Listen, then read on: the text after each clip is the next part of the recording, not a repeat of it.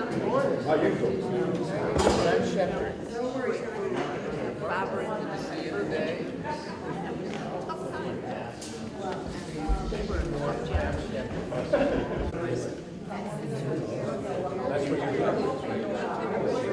The end of World War I, the 11th hour, the 11th day of the 11th month in 1918.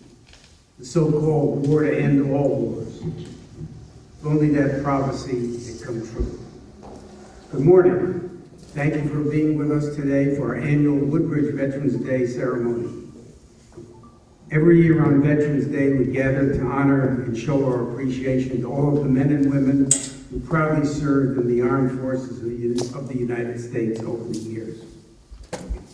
Even though we celebrate Memorial Day in May, on Veterans Day, and on every other possible occasion, we also remember those who gave their lives in service to our country. The beautiful monument in front of our building was dedicated in 1994 in memory of Woodbridge's son, Lieutenant G. Bronson Bedwood, of the 1st Cavalry Aviation Brigade, who fell in Vietnam in 1967. It is my pleasure to introduce Reverend Shepherd Parsons of the First Church of Christ for the invocation. Reverend Parsons. I just thank you for being here today. It is really a very special occasion. And if you don't mind, if you vets, could you stand up, or if you can't, just raise your hand.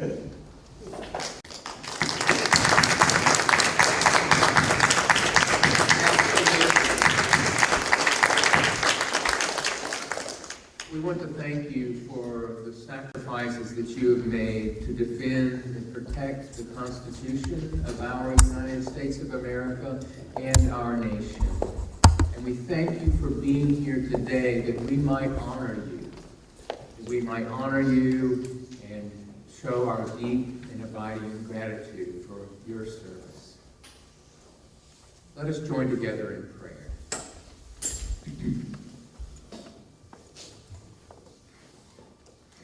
Almighty and gracious God, we gather here today as a thankful people.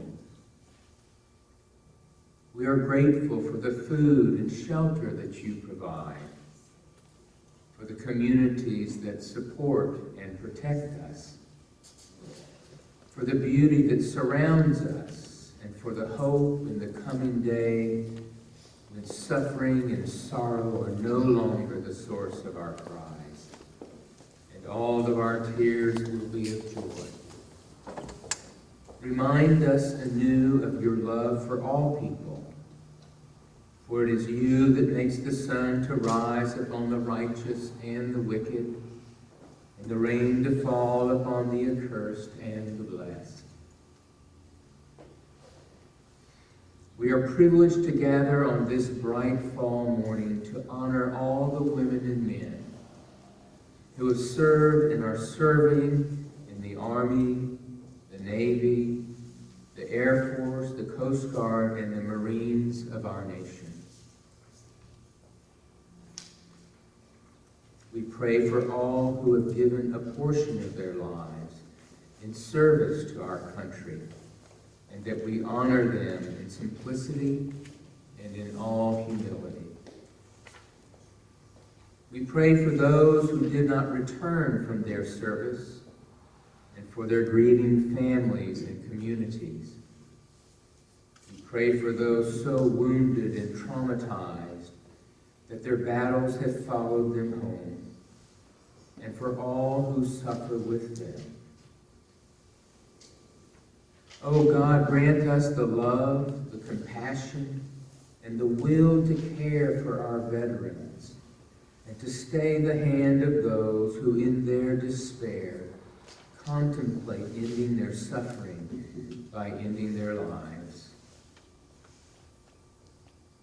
Remind us over and over again, O Lord, that war's effects reach far beyond the battlefield. Be with and protect all whose lives have been altered by war, the homeless and the hungry, the orphan and the widow, the lost and the lonely, the traumatized and the terrified, those exploited and those who can find no sanctuary, and all your children who will never be the same. All-loving God, you have made most clear to us that war is evil and contrary to your will. We give thanks for those who have rushed into its raging storm, that we might know something about peace. Remind us evermore that in you is found our true liberty, that forgiveness is your gift enabling communities and nations to live together, that reconciliation is the fruit of your all-inclusive, all-powerful, and never-ending love, and that you are the source of all life now and to come. This prayer we ask, trusting in your grace and mercy. Amen.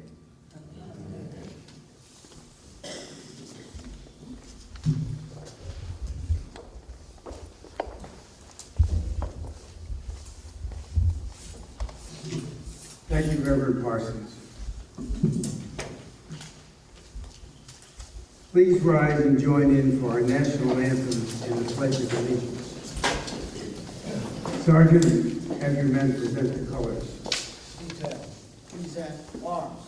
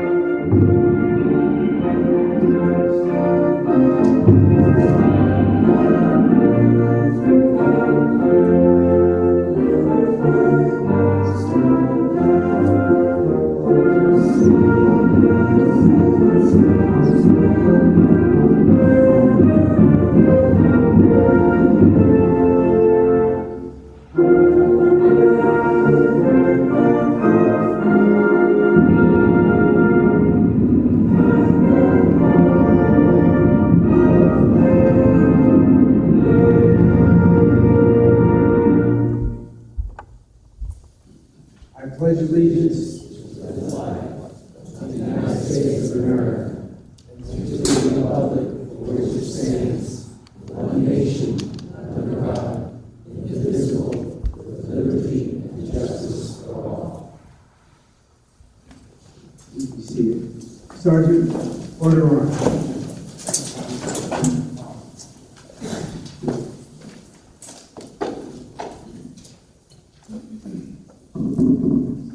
I'd like to thank everyone who made this program possible. Thank you, Reverend Parsons, for your ongoing participation. I appreciate our special rapport. We couldn't do it without Carlos Torres and Bobby Hauser of the town of Woodbridge. Thank you, gentlemen, as always, for your good work. My special thanks to the ladies at Town Hall, Jerry Shaw, Betsy Yagla, Tony Belinsky, and Jeanette Blixman. We appreciate the ongoing support of our Woodbridge Police Department and the Honor Guard.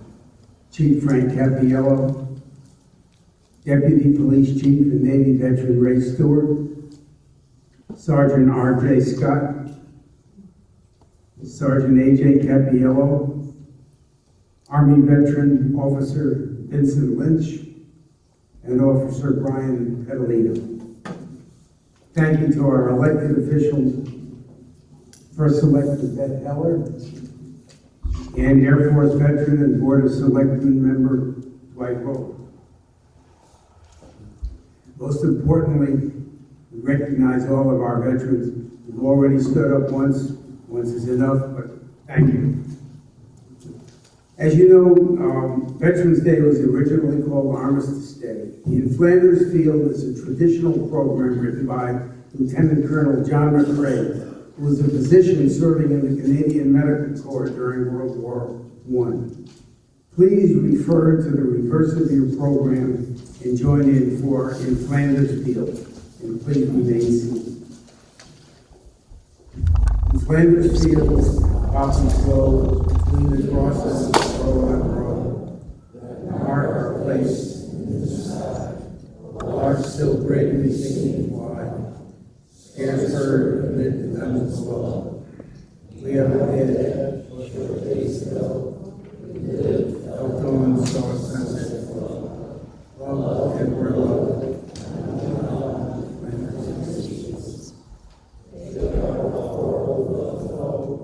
You from failing hands to throw the torch, if you break faith with us to die, we shall not sleep. Flanders.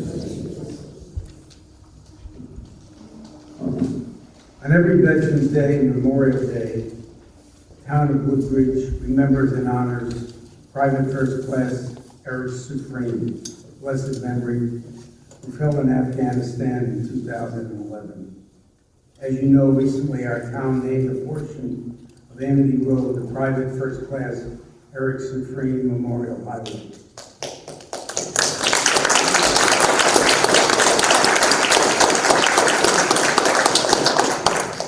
Eric's mother, Donna, and his grandmother, Betty, are here with us today.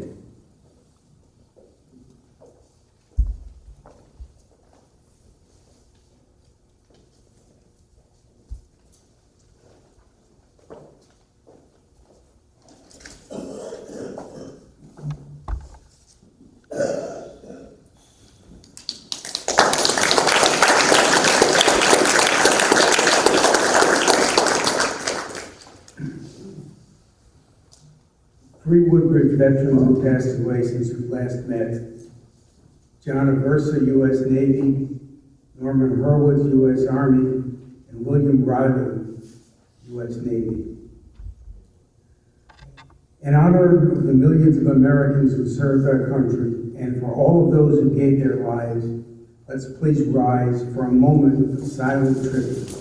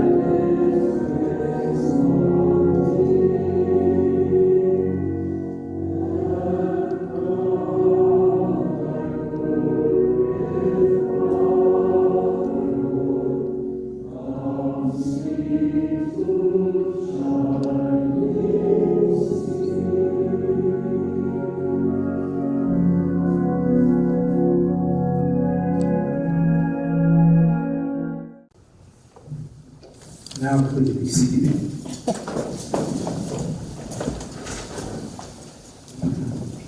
Just a few words about the history of Veterans Day. At the end of World War I in 1918, President Woodrow Wilson ordered that the first Armistice Day would be celebrated on November 11, 1919, exactly 100 years ago today. Most states held parades and ceremonies, but Armistice Day did not become an official holiday until Congress passed the law in 1938.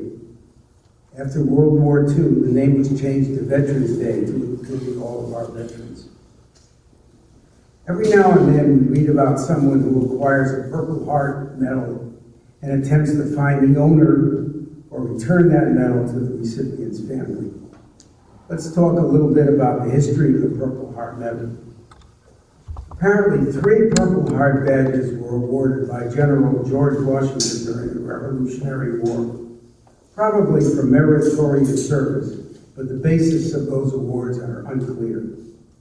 We do know that the badges were a purple cloth, the color of nobility and royalty, and that they were heart-shaped. It was General Douglas MacArthur who initially proposed the concept of the Purple Heart for those military personnel who were wounded in action. As Army Chief of Staff, he could do anything he wanted. He had carte blanche to do virtually what he wanted. And in 1932, he became the first recipient of the Purple Heart for wounds that he received during World War I. The award was also written to retroactively include the approximately 300,000 casualties we suffered in World War I. The present-day Purple Heart is a heart-shaped medal with a gold border containing a profile of General George Washington.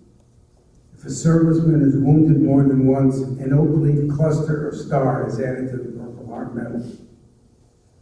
Captain David Christian of the U.S. Army Special Forces was wounded 7 times during several different combat operations in Vietnam. The first woman to receive the Purple Heart and Bronze Star for Valor was Army Nurse Lieutenant Cordelia Betty Cook, who was wounded in Italy in 1944 in the German Shelters Field Hospital. Even though she sustained a shrapnel wound, Lieutenant Cook continued to treat her patients while under shell fire from the enemy. In Vietnam, Army Nurse Lieutenant Sharon Lane died when a Viet Cong rocket hit her hospital in 1969. And earlier this year, Naval Officer Shannon Kent lost her life in Syria. The official specifications for a Purple Heart recipient are as follows. Awarded for being wounded or killed in any action against an enemy of the United States or as a result of an act of any such enemy or opposing armed forces. During World War II, 1,506,000 Purple Heart medals were minted. Interestingly, the majority of them were produced in early 1945. The Pentagon estimated that the struggle to end the Pacific War would last well into 1946 and would cost the United States Armed Forces approximately 1 million additional casualties. Fortunately, World War II ended in August of 1945, and that left us with a massive surplus of Purple Heart medals. We have not minted any new Purple Heart medals since 1945, but sadly, we have awarded far too many of them. 118,000 in Korea, 351,000 in Vietnam, and we have veterans here who have earned the Purple Heart in this room. 607 in the Persian Gulf Wars, 12,500 in Afghanistan, and 3,500 in Iraq. Here are a few celebrities who were Purple Heart recipients. President John F. Kennedy, actors Dan Blocker and Audie Murphy, professional athletes Rocky Bleier, Pat Tillman, and Warren Spahn for the old Boston Braves, filmmaker Oliver Stone, Vietnam War hero John McCain, Senators Robert Dole and Daniel Inouye. Baseball Hall of Fame great Yogi Berra was slightly wounded while piloting a naval landing craft during the invasion of southern France in August of 1944. Yogi was only 19 years old, but he did not apply for Purple Heart. He did not want his family back in New Jersey, especially his mother, to know that he had been engaged. There was a Navy honor guard at Yogi's funeral in 2015. Stolen Valor Act of 2013 states that it is a crime for a person to claim they served in the military, embellish their rank, or fraudulently claim they received the Valor Award with intentions of obtaining money or tangible benefit.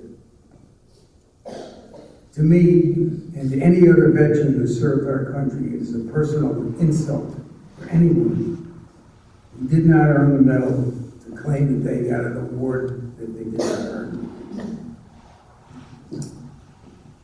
God Bless America was written by composer Irving Berlin in 1918. The song has become very popular over the years and has evolved into a quasi-national anthem. Although not mandatory, it is customary to rise when the song is played during the seventh inning stretch at Yankee Stadium. The only thing worse than not standing at Yankee Stadium for God Bless America is to wear a Red Sox cap. Let's all rise, if you wish. God bless you.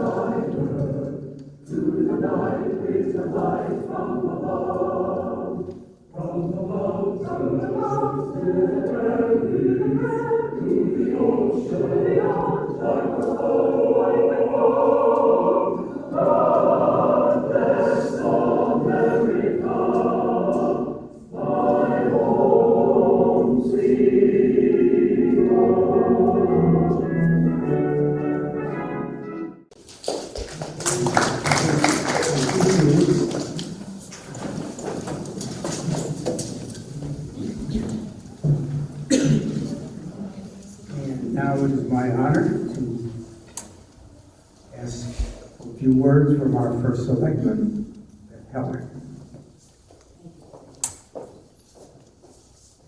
Good morning, everyone, and welcome to the Town of Woodbridge's annual Veterans Day ceremony as we gather on the 11th hour of the 11th day of the 11th month. I am so honored to address you all today. Let us begin today by recognizing and thanking all those who among us have been a part of the great brotherhood and sisterhood we call the United States military. Our veterans, our active duty service members, guardsmen, and reservists. It is your service and sacrifice that has kept our country safe and free. Thank you, Selectman Dwight Rowland, and especially Sergeant Capiello, Sergeant Scott, Officer Lynch, and Officer Pedalino of the Woodbridge Police Honor Guard for your moving presentation of colors. And a special shout out to town employee Jeanette Glicksman. Thank you for being here today as well. Tony Belinsky, Mrs. Shaw, Betsy Yagla, Bob Hauser, and Carlos Torres. Thank you. We made sure everything was still very well organized. Thank you to the Rotary Club for our refreshments. This is a very important day when we pause to honor the men and women who have served in our armed forces. As President Abraham Lincoln reminded us, quote, "Honor to the soldier and the sailor everywhere who bravely bears his country's cause. Honor also to the citizen who cares for his brother in the field and serves as best he can the same cause. Honor to him, only less than to him, who braves for the common good the storms of heaven and storms of battle." End quote. I would also like to take this opportunity to remind everyone that as we pause to honor our veterans today, we try to serve them here every day in Woodbridge. Mary Ellen LaRocca, our Human Services Director, is also the Town of Woodbridge's Veterans Contract Person. Mary Ellen is available to our veterans and veterans' family members who have questions about how to access any services or need any support. To paraphrase President Ronald Reagan, some people live an entire lifetime and wonder if they have ever made a difference in the world, but our veterans do not have that problem. Thank you to Barry Josephs, Dr. Barry Josephs, for the many hours you have spent organizing and preparing for this beautiful ceremony year after year, and your very interesting and moving story today about the history of the Purple Heart. Thank you, Reverend Shepherd Parsons, for your lovely invitation and upcoming benediction. Finally, a very special thank you and much love to the members of the Sufreen family who are here today, as they are every year, to join us all to honor veterans with a very beautiful wreath. On behalf of the town of Woodbridge, I extend our thanks and gratitude to our veterans and their families.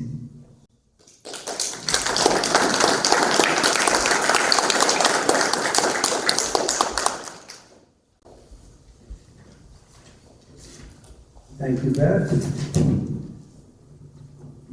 Reverend Parsons, benediction.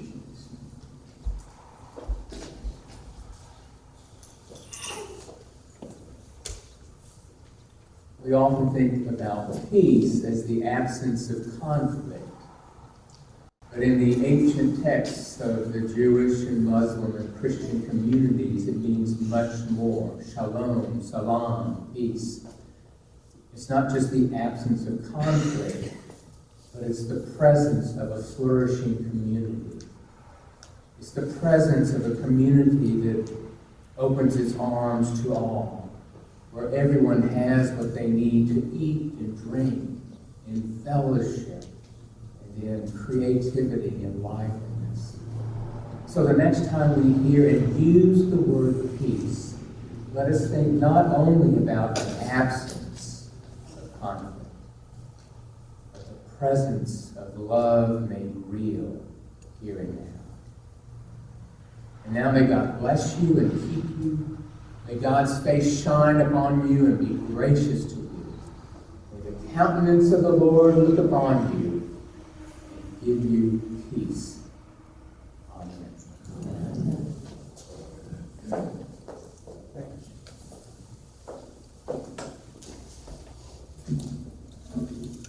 Sergeant, please dismiss your honor guard. Left face.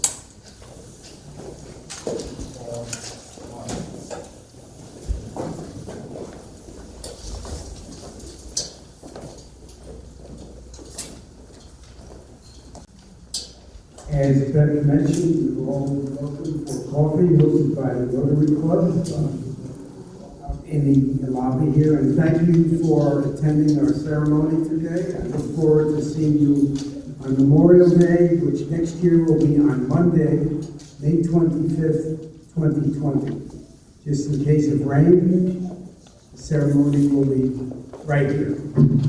Happy holidays, have a good winter, good health, and keep warm. Thank you.